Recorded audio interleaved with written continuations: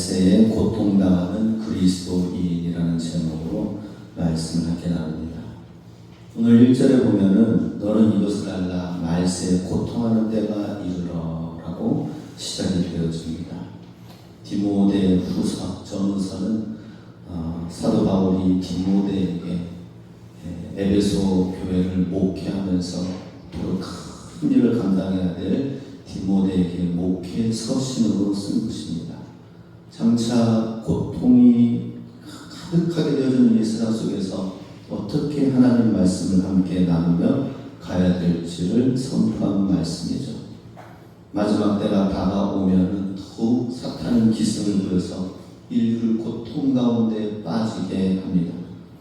사탄은 우리 인생 가운데에 가만히 있어도 나는 가만히 조용히 살고 싶고 나는 평화롭게 살고 싶어도 사탄은 가만히 놔두지 않습니다. 왜냐? 그는 강도요 도적이다라고 말씀합니다. 요한복음 10장 10절 11절 같이 읽습니다. 도둑이 오는 것은 도둑질하고 죽이고 멸망시키려는 것뿐이요 내가 온 것은 양으로 생명을 얻게 하고 더 풍성히 얻게 하려는 것이라. 나는 선한 목자라 선한 목자는 양들을 위하여 목숨을 버리거니와. 도둑과 같은 존재 사탄이 있기 때문에 뺏기고 멸망되어지고 정말 고통의 시간들이 인생 가운데 찾아오지만 그러나 예수님께서는 선한 목자가 되셔서 생명을 주시기까지 우리를 사랑하시는 분이 또 한편으로는 계시다 하는 것입니다. 우리를 늑대와 같이 찢는 존재가 있는 반면에 생명 주시면서 우리를 사랑하시는 예수님, 사랑제이신 예수님이 계신다 하는 것입니다. 어제 새로 나오신 우리 김옥기 성도님 집에 가서 이제 10월 셋째 주 세례를 받으시기까지 몸이 좀 연로하시니까 불편하셔서 지금 연세가 87세이시니까 제가 찾아가서 말씀을 나누고 있습니다. 어제는 십자가 목걸이를 가져가서 딱 걸어드리면서 십자가에 관해서 말씀을 함께 나눴습니다. 예수님의 사랑이 얼마나 어떠한지 어떻게 큰지 걸어드렸습니다. 근데 얼마나 잘 받아들이시고 이해를 잘 하시는지 기도하는 것마다 아멘 하면서 잘 받아들이시는데 참으로 세례식을 추수감사절날 할 때에 정말 아낌없이 주저함 없이 세례를 베풀고 축하하는 시간들이 될 것 같습니다. 예수님께서는 바로 이와 같이 십자가의 사랑을 생명을 주시지만 그러나 악한 존재는 이렇게 도둑질하고 죽이고 멸망시키려 한다. 그것이 이제 마지막 말세에 가면 고통하는 때가 더 이르는 이유는 무엇이냐? 자기 마지막 때가 다가오고 그런 것을 알기 때문이죠. 깊은 후감 가운데 갇혀지는 때가 오기 때문에 마지막까지 함께 멸망하는 자들을 붙들며 나간다는 것이죠. 그럴 때에 우리가 하나님께서는 그 악한 존재이기 때문에 하나님의 전신갑주를 입으라고 에베소서 6장에서는 이렇게 말씀하시죠. 11절 12절 같이 있습니다. 마귀의 관계를 능히 대적하기 위하여 하나님의 전신갑주를 입으라. 우리의 씨름은 혈과 육을 상대하는 것이 아니요 통치자들과 권세들과 이 어둠의 세상 주관자들과 함께 있는 악의 영들을 상대합니다. 우리의 싸움은 혈과 육이 있는 눈에 보이는 존재가 아니다는 것입니다. 눈에 보이지 않는 존재이기 때문에 그들을 향하여서 우리가 할 수 있는 것은 무슨 올림픽 선수들이 되거나 아니면 무슨 엄청난 자기를 단련시키고 뛰어나게 하는 그런 사람들로 육의 것으로 상대할 수 있는 존재가 아니다라는 것입니다. 그것은 하나님의 전신갑주를 입어야 된다고 말씀하십니다. 눈에 보이지 않는 악한 존재는 외부에서 이렇게 들어오면서 공격해오지만 오늘 본문에서는 그 존재가 우리 내부에서도 있다. 우리 우리를 무너뜨리고 우리를 힘들게 하는 존재가 눈에 보이지 않는 악한 영뿐만 아니라 우리 안에 내부 안에 있다는 사실을 또 말씀하고 있습니다. 그렇죠. 한 나라도 우리나라도 외세로부터 계속 침략을 받아왔지만 지금 우리가 사는 시간들을 보십시오. 우리나라 내부 안에서도 얼마나 많은 진통과 정치적인 혼란과 엄청난 문제가 있는데 그런데도 경제가 이렇게 성장하면서 그래도 위상을 떨치는 걸 보면 진짜 하나님이 우리나라를 국률에 주셔서 마지막 때에 쓰시는 하나님의 계획인 줄로 믿습니다. 이렇게 안팎으로 있는 것처럼 외적으로도 전신갑주를 입어야 되지만 그리고 우리 안에 어떠한 것이 새롭게 되어져야 될지 또 우리를 고통 가운데 빠지게 하는 것이 무엇인지를 발견하고 분별하라라고 하는 것입니다. 2절 같이 있습니다.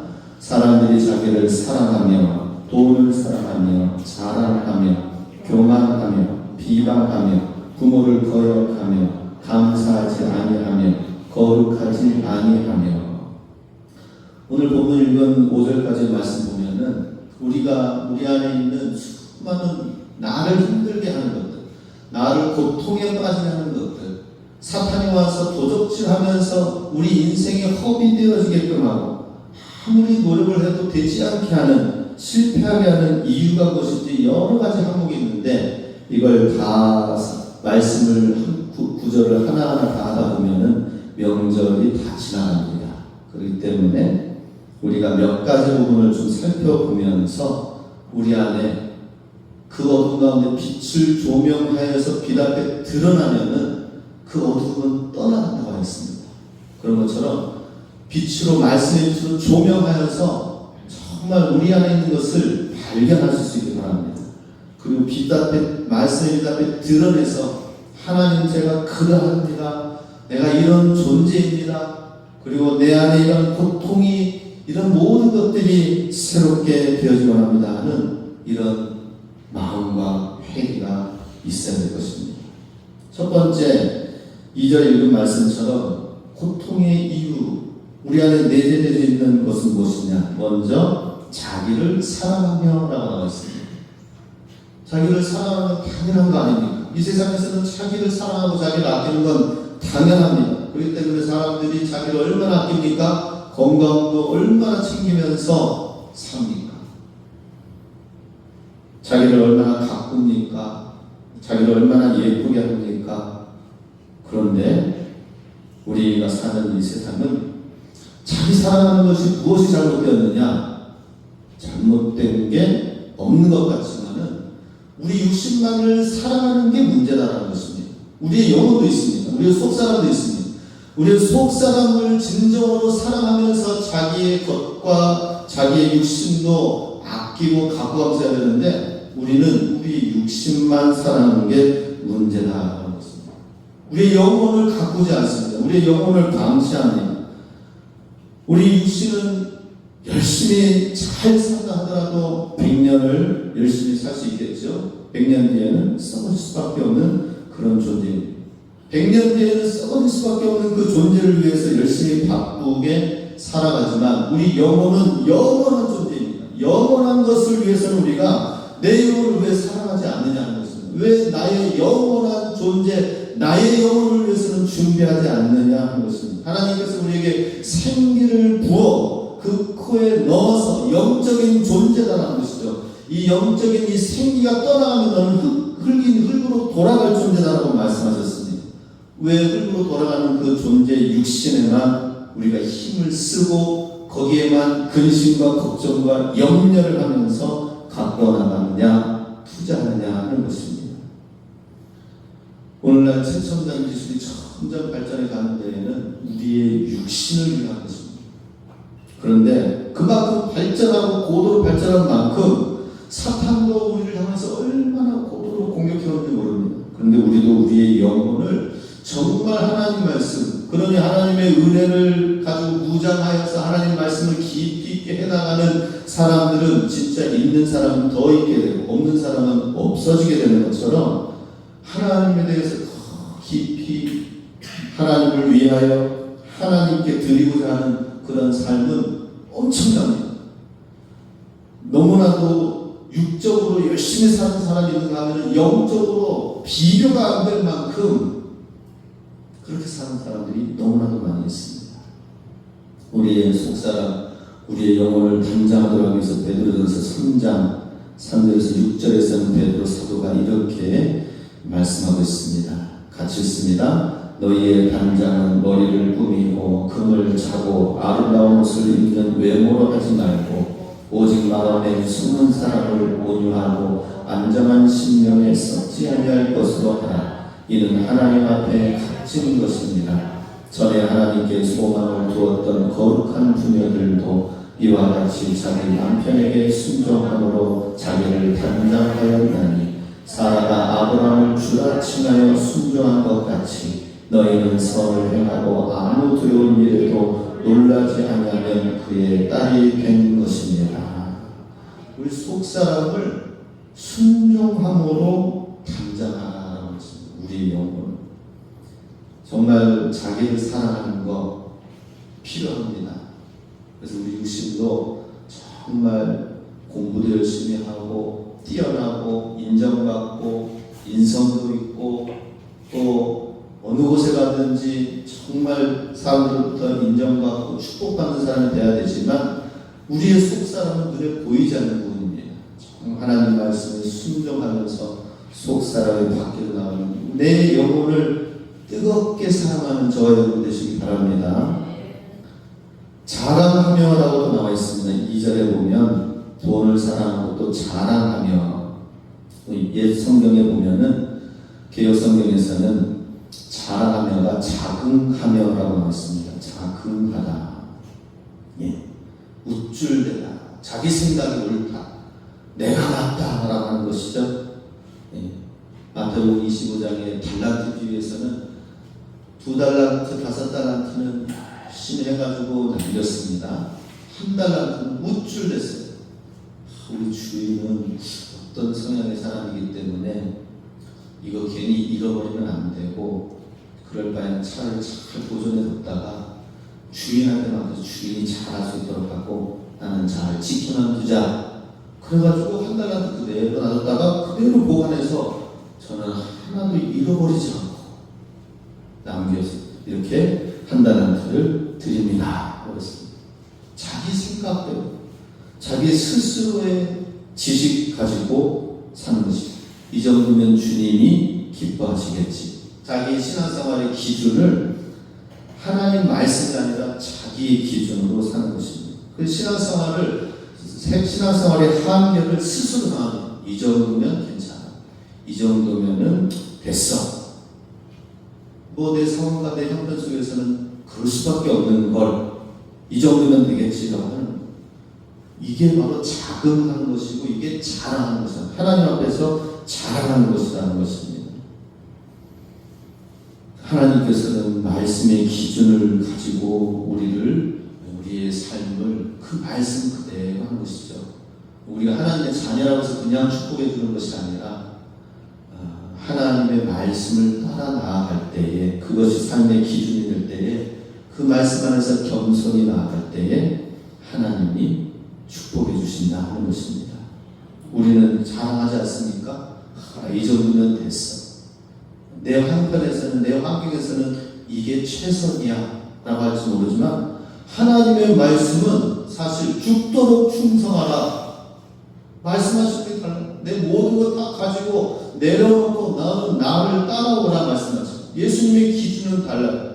우리는 그냥 간단하게 내 생각대로 요 정도 했으니 괜찮지가 아니라 하나님의 말씀을 생각해야 됩니다. 그렇지 않으면 우리가 이 정도 했기 때문에 자랑하고 이 정도 했기 때문에 남 무시하고 그러게 되는 것이죠. 근데 반대로 우리는 무익한 종이라고 해야 됩니다.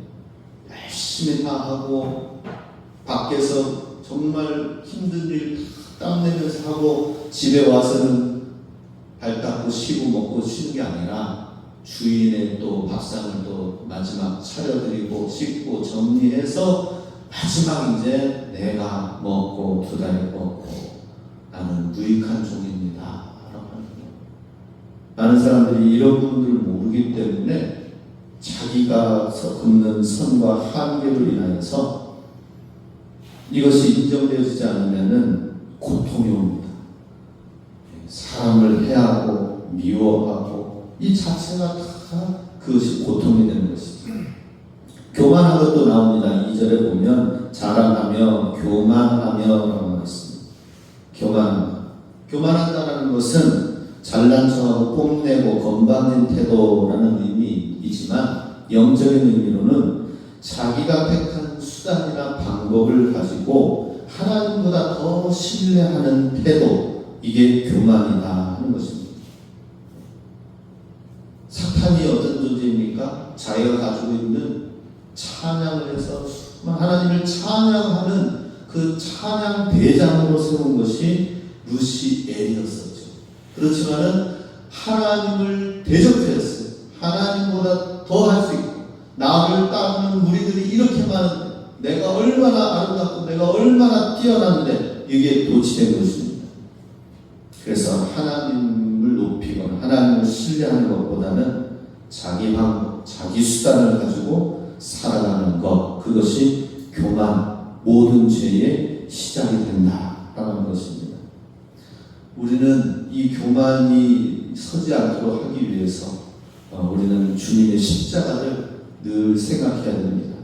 주님 앞에 우리의 죄를 돌아보고 무릎 꿇고 기도하며 하나님, 예수님의 보혈의 공로피가 아니고서는 나는 어떻게 할 수 없는 죄악 가운데 머물 수밖에 없는 인간의 죄악의 악한 본성을 가지고 있는 나의 모습을 바라보고 발견하지 않으면은 얼마나 인간이 교만해지는지 모릅니다. 그래서 우리는 항상 성령 충만하는 삶을 우리가 구하면서 나가서 나를 변화시켜주세요. 나를 하나님 성품으로 새롭게 빚어주시옵소서라고 나아가지 않으면은 우리는 금세 교만한 종이 될 수밖에 없습니다. 교만은 패망의 멸망의 성공이 된다고 하는 것입니다. 왜 우리가 말세에 고통이 있다고 합니까? 교만하기 때문이라는 것입니다. 나에게 힘든 일이 있다면 무엇 때문일까요? 교만하기 때문이에요. 내가 교만하지 않다고요? 한번 생각해 보세요. 하나님 앞에서 얼마나 교만한지를 나 자신을 바라보지 않으면 그 고통은 끊어지지가 않아요. 우리의 교만을 회개하시기 바랍니다. 하나님 앞에서 나의 교만을 회개해야 돼요. 교만한 사람은 어떤 잘난 척하는 저 사람이 아니라 하나님을 신뢰하지 않으면서 살아가는 모든 태도와 삶이 그 자체가 교만이라고 하는 것입니다. 회개하며 나가지 않는 그 삶, 십자가의 그 가치가 항상 그 중심에 있지 않으면은 교만이 설 수밖에 없고 고통이 따를 수밖에 없다는 것입니다. 그래서 저도 늘 회개하며 나의 교만, 하나님 신뢰하지 않으면서 살아가는 모든 태도를 버리려고 늘 기도하고자 합니다. 또 2절 교만하며 비방하며라고 했습니다. 왜 고통이 말세에 더 가중되어지는가? 상대방을 비방하기 때문이다. 근데 이 비방은 또 개역성경 이전 성경에서는 회방하며라는 말로 나왔습니다. 회방한다는 것은 무슨 말입니까? 남이 잘 되어진 것을 회방하는 것. 그죠? 옛날에 이제 농촌에서 이 가을에 추수하고 걷어들이면 볕집볕단을 막 쌓아놔가지고 이쁘게 쌓아놓습니다. 집처럼 막 쌓아놓습니다. 그러면은 간밤에 아이들이 와가지고 그 지푸라기, 볕집단을 막 쓰러뜨리고 넘어뜨리고 하는 그런 일도 있다고 합니다. 평소 싸우면서 지내던 아이들이 저 집에 저 아이들과 싸우면서 복수하려고 밤에 와가지고 그 볕단을 막 회방하고 흐트러뜨리고 그런다고 합니다. 그게 회방입니다. 이렇게 서로 원수가 되어지면 회방하는 일이 생기는 것입니다. 왜 원수가 생기는 것일까? 왜 남을 헐뜯고 비방하는 일이 생길까 하는 것입니다. 마귀의 성품은 바로 이와 같이 회방하는 것입니다.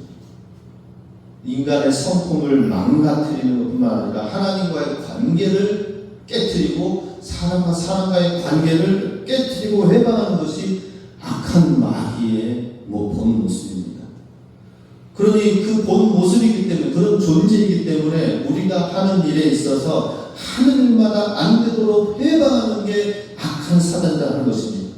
근데 사탄의 그 본성과 본 모습이 회방하는 일인데, 우리가 하나님을 닮아야 될 자녀들이 나에게 좀 힘든 일이 있다고 사람을 회방하거나 비방하거나 그러면은 우리가 하나님의 자녀의 모습대로 살지 않을 때에 거기에 고통이 온다는 것입니다. 예수님께서 복음을 전하면서 공생의 기간 동안에 수많은 선한 일들을 하고 수많은 영혼들을 세웠습니다. 그런데 유대인들이 예수님의 사역을 회방하였습니다. 같은 동족 안에서 이렇게 로마의 압제 가운데 모두가 다 힘나는 때에 가난한 자를 일으켜 세워주고 없는 자를 채워주시고 이런 놀라운 기적의 역사로 세워나간다면 그것은 같은 유대인 동족의 자랑을 가지고 기쁨이 되야 되지 않겠습니까? 그런데 유대인들이 사단에 의해서 쓰여져서 도구가 되어서 예수님을 회방하고 바리새인과 서기관들이 예수님을 십자가에 못 박게 하는 데에 서로 공모하면서 내어줬다는 것입니다. 우리는 사람은 완벽하지가 않습니다. 완벽하지 않기 때문에 그 부족한 부분을 사탄은 마귀는 회방하게 됩니다. 그럼 우리는 완벽하지 않은데 부족한 그 부분을 사단으로 와서 회방거리로 삼는다면은 우리는 늘 시달릴 수밖에 없어요. 당할 수밖에 없죠. 그런데 이거 극복할 수 있는 방법이 있습니다. 사탄은 어떻게 쓰는지 우리가 잘 되는 꼴을 못 보고 회방하려 하지만은 우리는 연약하고 약점일 수밖에 없는 완벽하지 않은 존재인데 어떻게 하느냐 하는 것입니다. 험한 풍랑과 파도가 몰아치면은 작은 쪽배 같은 경우는 작은 어부 한두 명 타는 고깃배는 파도에 휩쓸려 넘어갈 것입니다. 그런데 유튜브로 영상을 보면은 엄청난 파도가 지체만한 파도가, 그건 파도가 아니죠. 파랑이죠. 이렇게 막 하는데도 거대한 큰 배는 그것을 막 물이 가판 위에 있다 하더라도 싹 빠져나가면서 다시 또 올라오고 그런 것이죠. 이야, 어떻게 이 거친 대양을 저 큰 배가, 저 배들이 갈까? 작은 배면은 정말 수많은 사건에 휘말릴 수밖에 없습니다. 파도마다 만나는 것마다 힘들 수밖에 없습니다. 그런데 파도를 헤치면서 넘어가면서 목적지까지 갈 수 있는 비결은 무엇입니까? 큰 배가 되는 것입니다. 우리의 믿음이 큰 배가 될 줄로 믿습니다. 우리의 믿음이 큰 믿음이 되면 됩니다. 어떤 회방거리와 문제와 어려움이 있다 하더라도 나의 믿음이 큰 믿음이 되면 된다는 것입니다. 그래서 저도 큰 믿음 주시옵소서 기도합니다. 거대한 믿음을 주시옵소서. 그러면서 사단의 모든 회방거리는 아무것도 아니다 하는 것입니다.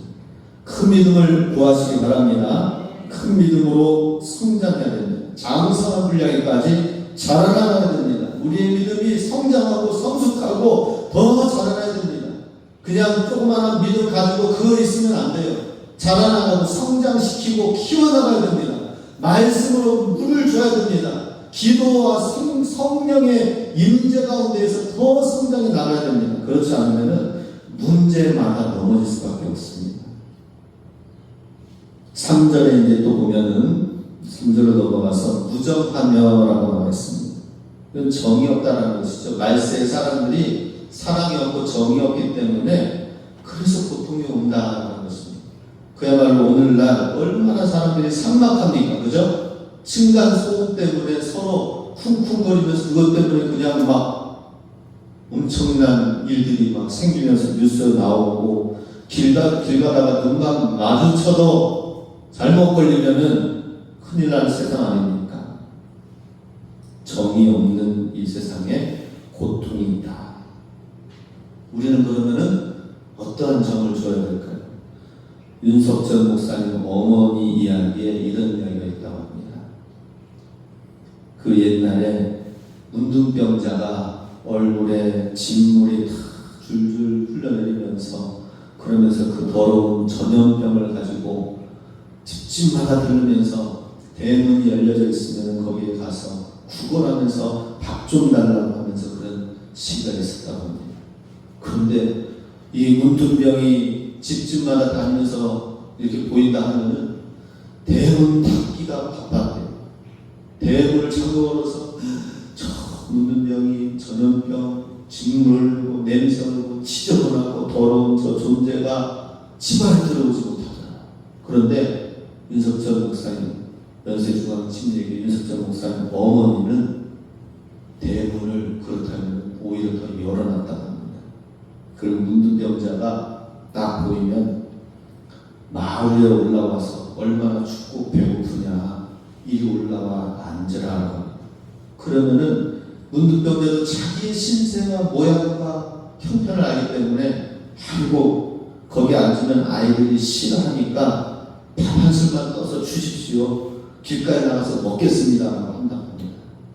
그러면은 아니라고 다 똑같은 사람인데 우리는 병들지 않았을 뿐이지 괜찮으니까 앉아서 먹으라고 합니다. 그러면 진물이 줄줄 마룻바닥에 막 흘러내리는 거 그것도 또 고맙고 감사한 마음으로 문둥병자가 진물 흘러내리지 않도록 하기 위해서 정말 조심스럽게 앉아가지고 한기퉁에서 먹는다고 합니다. 그럼 그 먹는 시간에 이 윤석철 어머니는 그 문둥병자를 향하여서 눈물을 뚝뚝 흘리면서 이 문둥병자가 너무 감사해가지고 밥을 먹었다고 합니다. 그러면은 이 어머니가 그 밥 먹는 동안에 열심히 전도했다고 합니다. 전도.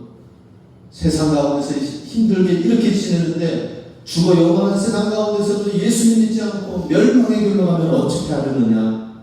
예수님 믿어야 된다라고 하면서 전도를 했다고 합니다.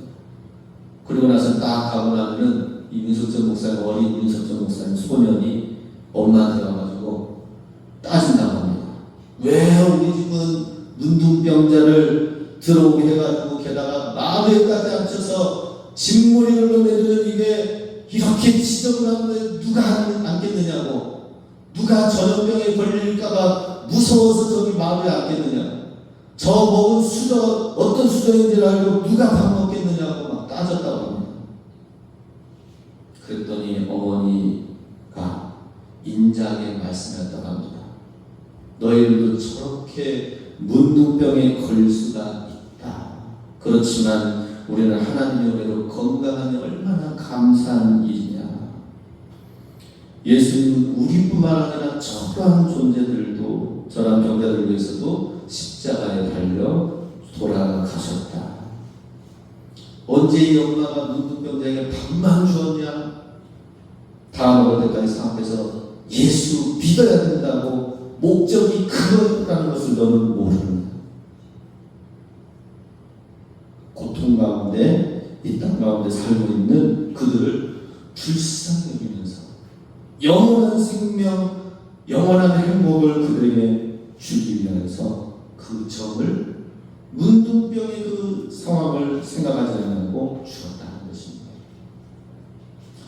어릴 때 이러한 사랑과 정을 나누는 모습을 보고 자라서 그런지 모르겠지만 오늘날 윤석철 목사님이 얼마나 그 부천인가 궁동에 우리나라에서 아마 제일 큰 성전을 짓고 정말 영적인 사명을 감당하게 된 데에는 이러한 사랑과 정을 나누는 모습이 있지 않았나, 그런 가정과 그 어머니의 믿음의 교육이지 않았나 생각이 됩니다.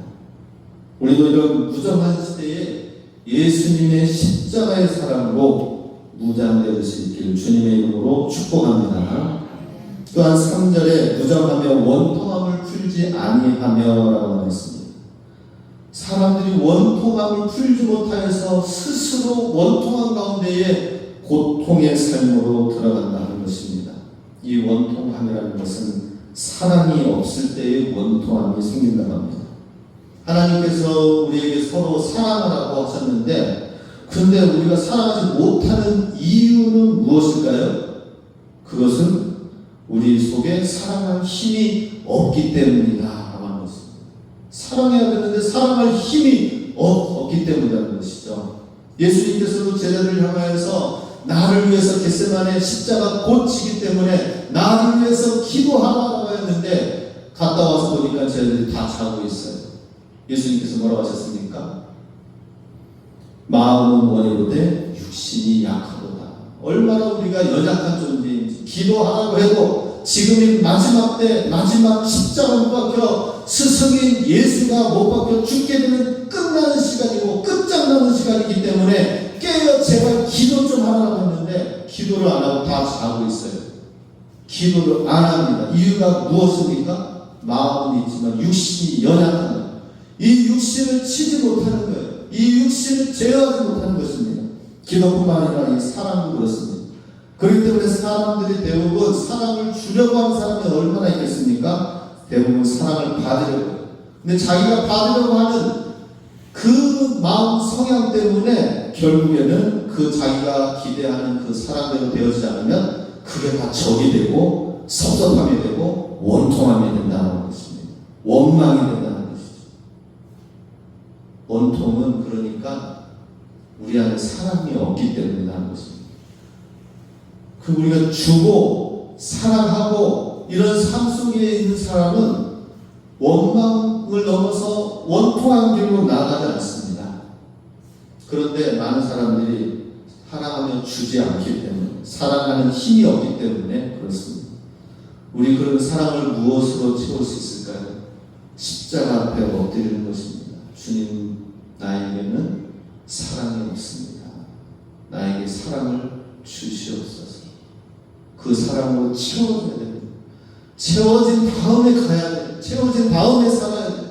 하나님 앞에 엎드려서 사랑으로 채워지지 않으면 다 사람이 하는 것마다 그냥 평범하게 지나갈 것도 그냥 나에게는 원망거리가 됩니다. 나에게는 원통한 일이 되는 것입니다. 나에게 사랑이 없기 때문에. 사랑을 채우시기 바랍니다. 사랑이 없기 때문에 고통이 생기는 것입니다. 그러면 사랑을 어떻게 채워야 된다고요? 기도하라고 예수님 말씀하셨죠. 기도하여서 주님의 사랑으로 채워줘야 됩니다.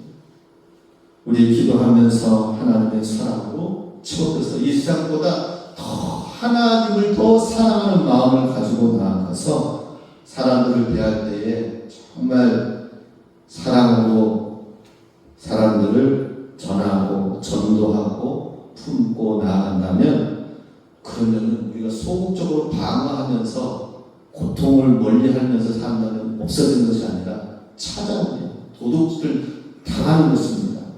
오히려 좀 적극적으로 주의 사랑으로 나아간다면 그 사랑 속에 사단의 역사, 사단의 권세, 사단의 행내는 모든 악한 것들이 떠나가게 될 줄로 믿습니다. 이것이 기도하라고 하는 것인데 5절까지 있습니다. 경건의 모양은 있으나 경건의 능력은 부인하니 이 같은 자들에게서 내가 돌아서라 경건의 능력을 취하라고 말씀하십니다. 경건의 능력을 통하여서 하나님 앞에 엎드려 기도하면서 성령의 권능과 능력을 받아 말씀에 순종하고 영적인 관장을 갖고 그리스도의 사랑으로 나아갈 때에 모든 고통받는 세상 속에서 로마 시대 때 당시에 수많은 흑사병들이 다 일어났던 전염병이 일어날 때에 예수 믿는 사람들은 오히려 더 핍박 가운데서도 그 썩어가는 환자들을 돌아보고 버려져 있는 전염병들을 다 떠난 동네에 찾아가서 오히려 더 적극적으로 죽음과 두려움을 무서워하지 아니하고 그 사랑을 베풀었을 때 나중에는 로마 전역에 그 사랑을 믿고 그 사랑이 나타나는 것으로 인하여 하나님을 믿는 기독교 나라가 된 것을 보게 됩니다. 우리 마지막으로 말씀 드리겠습니다. 베드로전서 4장 7절 말씀.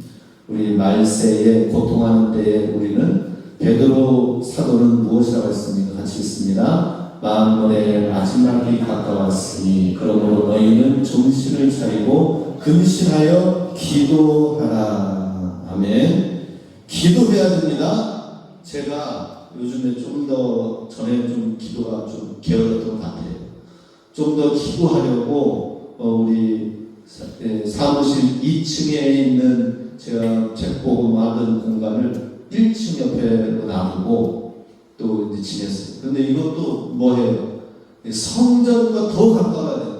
기도의 자리에 더 가까워야 된다. 제가 저 앞쪽에 나무 숲에다가 데스크 하나 놓고 말씀 보고 기도하러 오고, 다시 또 책 보고 피곤하면은 기도 여기 와서 베개 놓고 기도하다가 잡니다. 기도 음악 틀어놓고 일어나서 또 우리 성도를 놓고 기도하고, 가정을 영혼을 믿음을 놓고 기도하고, 또 기도하다가 생각나는 영혼이 있으면 찾아가서 전도하고 격려하고 권면하고 또 와서 기도하고, 제 삶의 그 반경을 이렇게 그냥 요 앞쪽 라인으로 단순화시켰습니다.